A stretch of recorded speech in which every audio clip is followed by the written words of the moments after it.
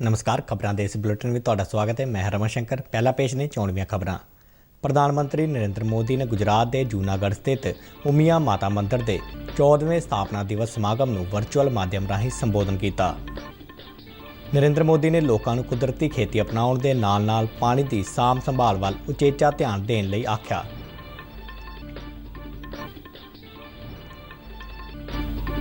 नीति आयोग ने कहा है कि किसानों को फसलों दीयां बेहतर कीमतां देने लई खेती सैक्टर में सुधार लाजमी।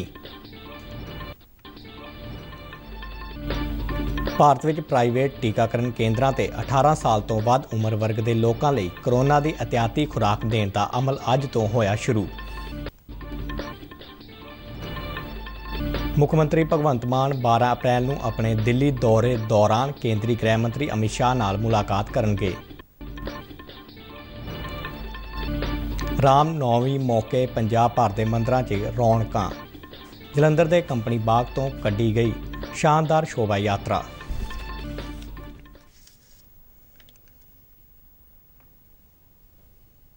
ते हुण खबरां विस्तार नाल। राम नौवीं मौके अज प्रधानमंत्री नरेंद्र मोदी ने गुजरात के जूनागढ़ स्थित उमिया माता मंदिर के 14वें स्थापना दिवस समागम को वर्चुअल माध्यम राਹੀਂ संबोधन किया। प्रधानमंत्री ने कहा कि यह मंदिर समाजिक चेतना का केंद्र बन चुका है। उन्होंने कहा कि उमिया माता मंदिर वालों समाज के गरीब वर्ग के लोगों को मुफ्त सेहत सेवावां दित्तियां जा रही ने। इस मंदिर का उद्घाटन भी नरेंद्र मोदी वालों 2008 में अपने गुजरात के मुख्यमंत्री कार्यकाल दौरान किया गया सी। प्रधानमंत्री ने लोगों को अपील की कि वह भविख दीयां पीढ़ियां की भलाई खातर कुदरती खेती को अपनाउण। उन्होंने कहा कि असी अपने स्वार्थ खातर धरती माता का शोषण नहीं कर सकते। नरेंद्र मोदी ने कहा कि सानू पानी की संभाल की महत्ता बारे पता है। इस तरह सानू सारिਆਂ ਨੂੰ कुदरती खेती राਹੀਂ भूमि का पोषण करना चाहिए है। माना ज आशीर्वाद है कि આપણે બધા સાથે મળીને હદા સર્વદા ગુજરાતની ચિંતા કરતા રહ્યા છીએ, ગુજરાતના વિકાસને માટે મથતા રહ્યા છીએ, ગુજરાતના વિકાસ માટે હંમેશા કંઈ ને કંઈ યોગદાન આપતા રહ્યા છીએ અને સાથે મળીને કરી રહ્યા છે। અને મેં તો આપણી આ સામૂહિકતાની શક્તિ એનો હંમેશા અનુભવ કર્યો છે।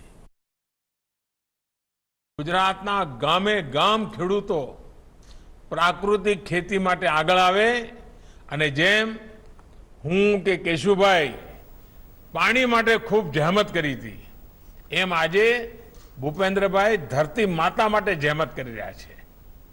આ ધરતી માતાને બચાવવાની જે એમની જહેમત છે એમાં ગુજરાતના સૌ અને મારી ઉમિયા માતાના ભક્તોને વિશેષ અપીલ છે।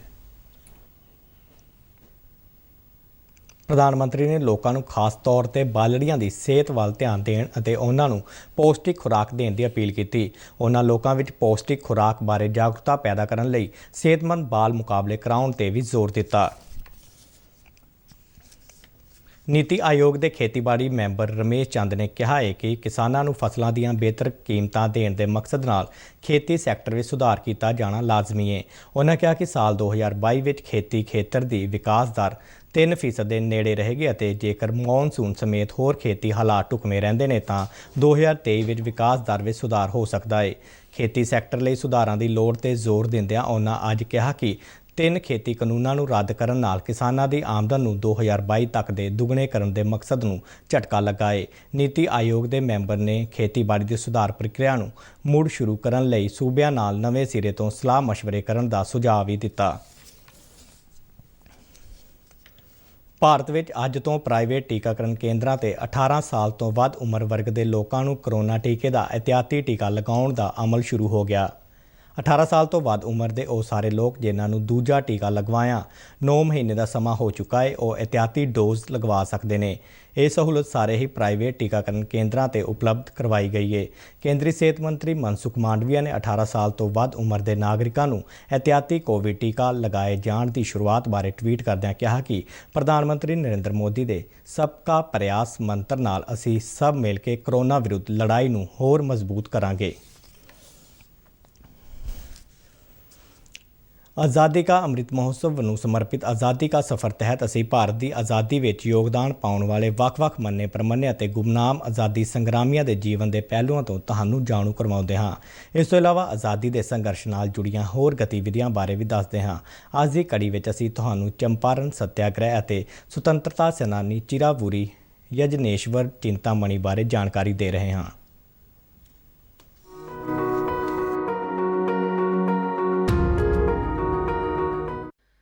ਅੱਜ ਅਸੀਂ ਚੰਪਾਰਨ ਸੱਤਿਆਗ੍ਰਹਿ ਦੀ 105ਵੀਂ ਵਰ੍ਹੇਗੰਢ ਮਨਾ ਰਹੇ ਹਾਂ।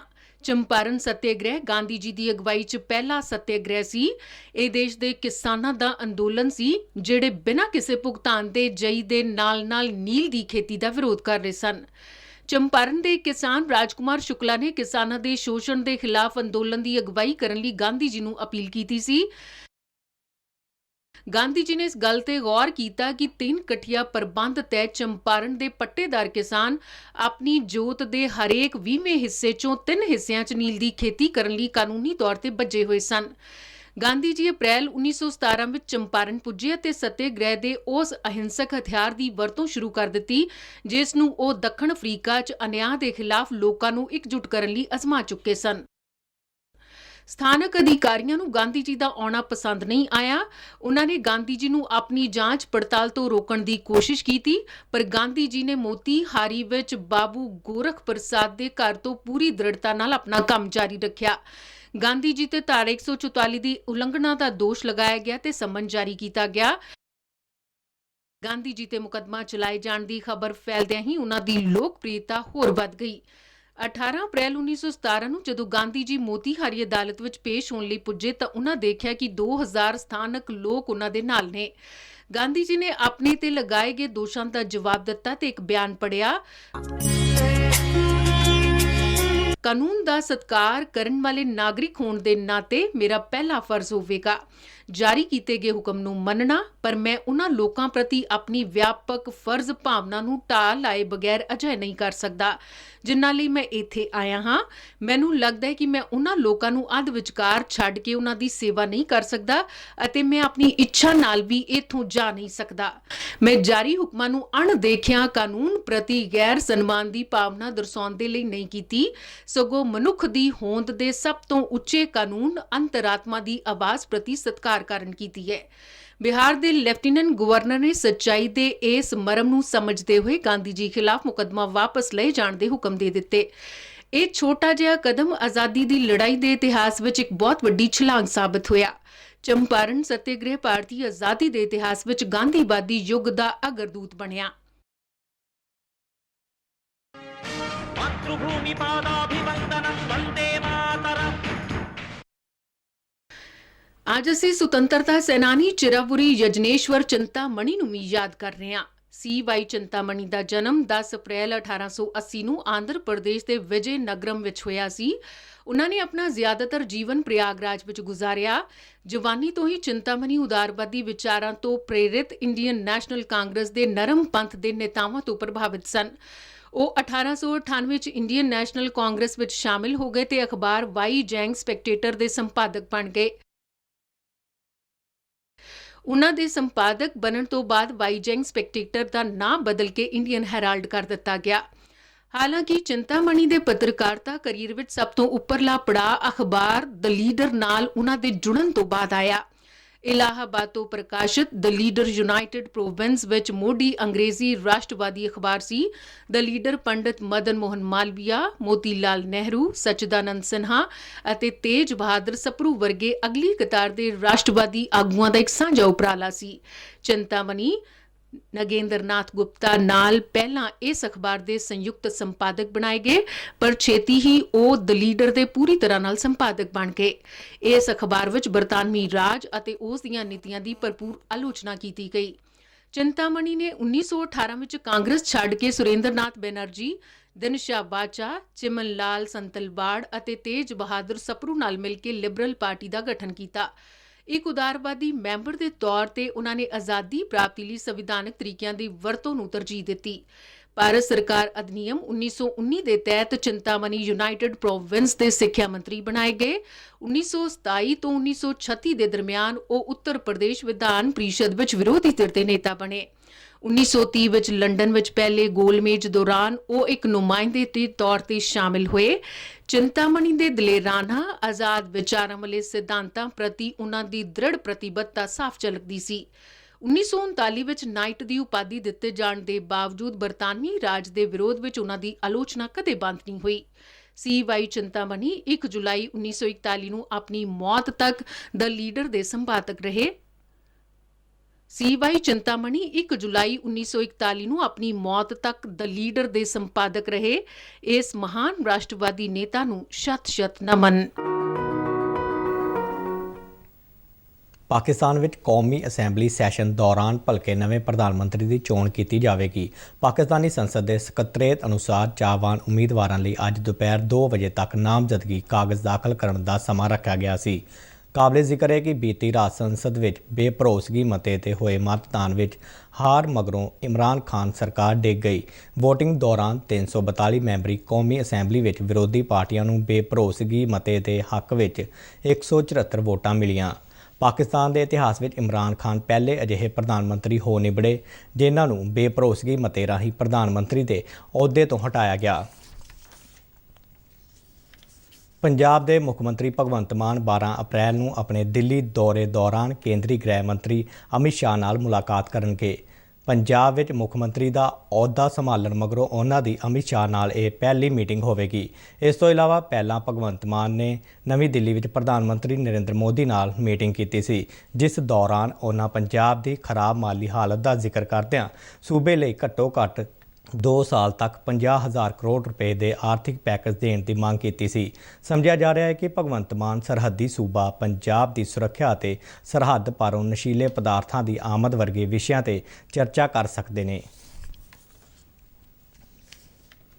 ਪੰਜਾਬ ਦੇ ਲੋਕ ਨਿਰਮਾਣ ਅਤੇ ਬਿਜਲੀ ਮੰਤਰੀ ਹਰਭਜਨ ਸਿੰਘ ਨੇ ਇੱਕ ਪ੍ਰੈਸ ਬਿਆਨ ਵਿੱਚ ਦੱਸਿਆ ਹੈ ਕਿ Punjab state power corporation limited ਵੱਲੋਂ ਪਹਿਲੀ ਤੋਂ 9 ਅਪ੍ਰੈਲ 2022 ਤੱਕ 16,85 ਲੱਖ ਯੂਨਿਟ ਬਿਜਲੀ ਉਪਲਬਧ ਕਰਵਾਈ ਗਈ ਸੀ, ਜਦਕਿ ਪਿਛਲੇ ਸਾਲ ਇਸ ਵਕਫੇ ਦੌਰਾਨ 11,206 ਲੱਖ ਯੂਨਿਟ ਬਿਜਲੀ ਉਪਲਬਧ ਕਰਵਾਈ ਗਈ ਸੀ। ਇਸ ਤਰ੍ਹਾਂ ਇਸ ਸਮੇਂ ਦੌਰਾਨ ਇਸ ਵਾਰ ਪਿਛਲੇ ਸਾਲ ਦੇ ਮੁਕਾਬਲੇ 43% ਵੱਧ ਬਿਜਲੀ ਉਪਲਬਧ ਕਰਵਾਈ ਗਈ ਹੈ। ਉਹਨਾਂ ਅੱਗੇ ਦੱਸਿਆ ਕਿ ਅਪ੍ਰੈਲ 2022 ਦੌਰਾਨ ਵੱਧ ਤੋਂ ਵੱਧ ਉਪਲਬਧ ਬਿਜਲੀ 8,358 ਮੈਗਾਵਾਟ ਰਹੀ, ਜਦਕਿ ਪਿਛਲੇ ਸਾਲ ਇਸੇ ਮਹੀਨੇ 8,308 ਮੈਗਾਵਾਟ ਬਿਜਲੀ ਦੀ ਉਪਲਬਧਤਾ ਦਰਜ ਹੋਈ ਸੀ। Punjab state power corporation limited ਨੇ ਇਸ ਸਮੇਂ ਦੌਰਾਨ ਸੂਬੇ ਵਿੱਚ 32% ਵੱਧ ਬਿਜਲੀ ਸਪਲਾਈ ਕੀਤੀ ਹੈ ਅਤੇ ਸੂਬੇ ਤੋਂ ਬਾਹਰ ਬੈਂਕਿੰਗ ਲਈ 4 ਗੁਣਾ ਬਿਜਲੀ ਸਪਲਾਈ ਕੀਤੀ ਹੈ। ਬਿਜਲੀ ਮੰਤਰੀ ਨੇ ਆਗਾਮੀ ਝੋਨੇ ਦੇ ਸੀਜ਼ਨ ਦੌਰਾਨ ਖੇਤੀਬਾੜੀ ਪੰਪ ਸੈੱਟਾਂ ਨੂੰ 8 ਘੰਟੇ ਰੈਗੂਲਰ ਬਿਜਲੀ ਸਪਲਾਈ ਅਤੇ ਸੂਬੇ ਦੇ ਉਦਯੋਗਾਂ ਸਮੇਤ ਸਾਰੇ ਵਰਗਾਂ ਦੇ ਖਪਤਕਾਰਾਂ ਨੂੰ ਨਿਰਵਿਘਨ ਅਤੇ ਮਿਆਰੀ ਬਿਜਲੀ ਉਪਲਬਧ ਕਰਵਾਉਣ ਲਈ ਸਰਕਾਰ ਦੀ ਵਚਨਬੱਧਤਾ ਨੂੰ ਦੁਹਰਾਇਆ। ਬੀਤੇ ਦਿਨ ਸੀਮਾ ਸੁਰੱਖਿਆ ਬਲ ਵੱਲੋਂ ਗੁਰਦਾਸਪੁਰ ਸੈਕਟਰ ਵਿੱਚ ਅੰਤਰਰਾਸ਼ਟਰੀ ਸਰਹੱਦ ਤੇ ਭਾਰਤੀ ਸੀਮਾ ਅੰਦਰ ਦਾਖਲ ਹੋਏ ਇੱਕ ਪਾਕਿਸਤਾਨੀ ਨਾਗਰਿਕ ਨੂੰ ਕਾਬੂ ਕੀਤਾ ਗਿਆ। ਪੁੱਛਗਿੱਛ ਦੌਰਾਨ ਇਹ ਗੱਲ ਸਾਹਮਣੇ ਆਈ ਕਿ ਇਸ ਵਿਅਕਤੀ ਦੀ ਮਾਨਸਿਕ ਹਾਲਤ ਠੀਕ ਨਹੀਂ ਸੀ ਅਤੇ ਉਹ ਗਲਤੀ ਨਾਲ ਭਾਰਤੀ ਸੀਮਾ ਅੰਦਰ ਦਾਖਲ ਹੋ ਗਿਆ। BSF ਪੰਜਾਬ ਫਰੰਟੀਅਰ ਹੈੱਡਕੁਆਰਟਰ ਵੱਲੋਂ ਜਾਰੀ ਪ੍ਰੈਸ ਰਿਲੀਜ਼ ਵਿੱਚ ਕਿਹਾ ਗਿਆ ਹੈ ਕਿ ਇਸ ਵਿਅਕਤੀ ਪਾਸੋਂ ਕੁਝ ਵੀ ਇਤਰਾਜ਼ਯੋਗ ਬਰਾਮਦ ਨਹੀਂ ਹੋਇਆ, ਜਿਸ ਮਗਰੋਂ BSF ਨੇ ਪਾਕਿਸਤਾਨੀ ਰੇਂਜਰਾਂ ਨਾਲ ਸੰਪਰਕ ਕੀਤਾ। BSF ਵੱਲੋਂ ਮਨੁੱਖੀ ਆਧਾਰ ਤੇ ਇਸ ਵਿਅਕਤੀ ਨੂੰ ਬੀਤੀ ਸ਼ਾਮ ਕੋਈ 6:51 ਤੇ ਪਾਕਿਸਤਾਨੀ ਰੇਂਜਰਾਂ ਦੇ ਹਵਾਲੇ ਕਰ ਦਿੱਤਾ ਗਿਆ। ਮਰਿਆਦਾ ਪੁਰਸ਼ੋਤਮ ਭਗਵਾਨ ਸ਼੍ਰੀ ਰਾਮ ਦੇ ਜਨਮ ਦਿਨ ਮੌਕੇ ਰਾਮ ਨੌਮੀ ਦਾ ਤਿਉਹਾਰ ਦੇਸ਼ ਦੇ ਬਾਕੀ ਹਿੱਸਿਆਂ ਵਾਂਗ ਪੰਜਾਬ ਵਿੱਚ ਵੀ ਪੂਰੀ ਧਾਰਮਿਕ ਸ਼ਰਧਾ ਅਤੇ ਉਤਸ਼ਾਹ ਨਾਲ ਮਨਾਇਆ ਗਿਆ। ਅੱਜ ਸਵੇਰ ਤੋਂ ਹੀ ਮੰਦਰਾਂ ਵਿੱਚ ਭਗਵਾਨ ਸ਼੍ਰੀ ਰਾਮ ਦੇ ਭਜਨਾਂ ਦਾ ਗਾਇਨ ਸ਼ੁਰੂ ਹੋਇਆ ਅਤੇ ਸ਼ਰਧਾਲੂਆਂ ਨੇ ਭਾਰੀ ਗਿਣਤੀ ਵਿੱਚ ਪਹੁੰਚ ਕੇ ਮੰਦਰਾਂ ਵਿੱਚ ਪੂਜਾ ਅਰਚਨਾ ਕੀਤੀ। ਰਾਮ ਨੌਮੀ ਮੌਕੇ ਜਲੰਧਰ ਦੇ ਕੰਪਨੀ ਬਾਗ ਤੋਂ ਇੱਕ ਸ਼ਾਨਦਾਰ ਸ਼ੋਭਾ ਯਾਤਰਾ ਕੱਢੀ ਗਈ, ਜਿਸ ਵਿੱਚ ਵੱਖ-ਵੱਖ ਧਾਰਮਿਕ, ਸਮਾਜਿਕ ਅਤੇ ਸਿਆਸੀ ਹਸਤੀਆਂ ਤੋਂ ਇਲਾਵਾ ਭਾਰੀ ਗਿਣਤੀ ਵਿੱਚ ਸ਼ਰਧਾਲੂਆਂ ਨੇ ਸ਼ਿਰਕਤ ਕੀਤੀ। ਇਹ ਸ਼ੋਭਾ ਯਾਤਰਾ ਜਲੰਧਰ ਦੇ ਵੱਖ-ਵੱਖ ਬਾਜ਼ਾਰਾਂ 'ਚੋਂ ਗੁਜ਼ਰੀ, ਜਿੱਥੇ ਲੋਕਾਂ ਨੇ ਇਸ ਦਾ ਭਰਵਾਂ ਸਵਾਗਤ ਕੀਤਾ।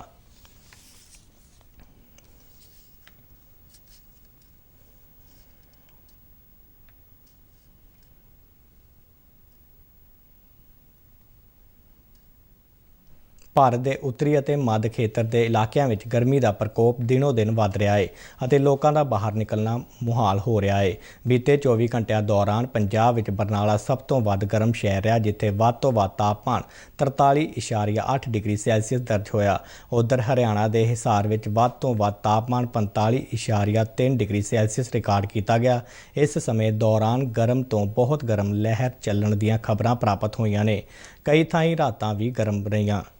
ਚੰਡੀਗੜ੍ਹ ਸਥਿਤ ਮੌਸਮ ਵਿਭਾਗ ਦੇ ਦਫ਼ਤਰ ਨੇ ਭਲਕੇ ਵੀ ਪੰਜਾਬ ਅਤੇ ਹਰਿਆਣਾ ਵਿੱਚ ਲੂ ਚੱਲਣ ਦੀ ਭਵਿੱਖਬਾਣੀ ਕਰਦਿਆਂ ਔਰੇਂਜ ਅਲਰਟ ਜਾਰੀ ਕੀਤਾ ਹੈ। ਆਉਣ ਵਾਲੇ ਸਮੇਂ ਵਿੱਚ ਉੱਤਰੀ ਖੇਤਰ ਵਿੱਚ ਲੋਕਾਂ ਨੂੰ ਗਰਮੀ ਤੋਂ ਰਾਹਤ ਮਿਲਣ ਦੀ ਕੋਈ ਸੰਭਾਵਨਾ ਨਹੀਂ ਹੈ ਅਤੇ ਮੌਸਮ ਇਸੇ ਤਰ੍ਹਾਂ ਖੁਸ਼ਕ ਬਣਿਆ ਰਹੇਗਾ। ਤੇ ਇਸ ਦੇ ਨਾਲ ਹੀ ਖਬਰਾਂ ਦਾ ਇਹ ਬੁਲੇਟਿਨ ਖਤਮ ਹੋਇਆ। ਮੈਂ ਮਾਸਕ ਲਗਾ ਕੇ ਸਟੂਡੀਓ ਤੋਂ ਬਾਹਰ ਜਾ ਰਿਹਾ। ਬਾਹਰ ਜਾਣ ਵੇਲੇ ਤੁਸੀਂ ਵੀ ਮਾਸਕ ਲਗਾ ਕੇ ਜਾਓ। ਇਜਾਜ਼ਤ ਦਿਓ। ਨਮਸਕਾਰ।